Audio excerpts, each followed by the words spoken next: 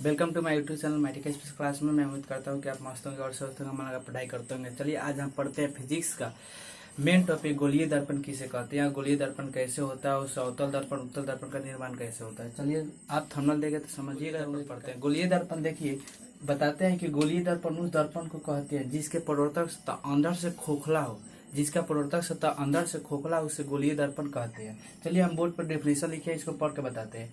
गोलीय दर्पण उस दर्पण को कहते हैं जिसका प्रवर्तक सतह किसी खोखले गोले के एक भाग की होती है, यानी गोलीय दर्पण कहलाता है। और गोलीय ही दर्पण से दो दर्पण का निर्माण होता है जिसको अवतल और उत्तल बोलते हैं।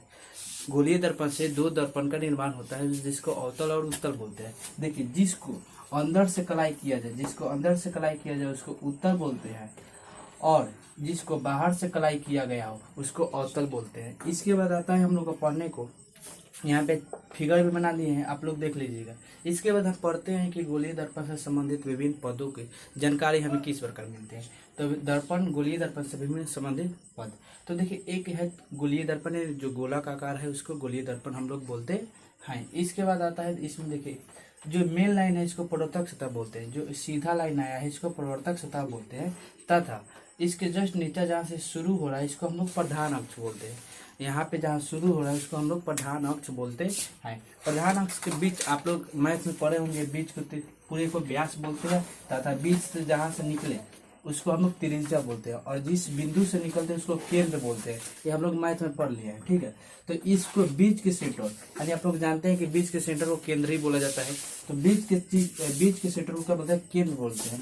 तथा इससे जो तीर का चिन्ह है इसको वक्रता त्रिज्या बोलते हैं। जस्ट उसके नीचे आता है हम पढ़ने को जो बाहर से कलाई किया गया है इसको अवतल दर्पण बोलेंगे। जिसको बाहर से कलाई किया गया है अवतल दर्पण है, तथा जो अंदर से कलाई किया गया है यानी रजित किया गया है उसको उत्तल दर्पण बोलेंगे।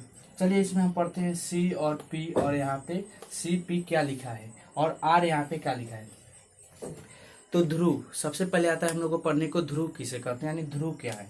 तो गोलीय दर्पण के मध्य बिंदु को दर्पण को ध्रुव कहते हैं। गोलीय दर्पण के मध्य बिंदु को गोलीय दर्पण का ध्रुव कहते हैं, और इसे पी से निरूपित किया जाता है, यानी पी से हम लोग क्या करते हैं, सूचित किया जाता है। तो आपको कहीं भी फिजिक्स में तो आपको पी देखने को मिले तो आप समझिएगा इसको ध्रुव बोला जा रहा है।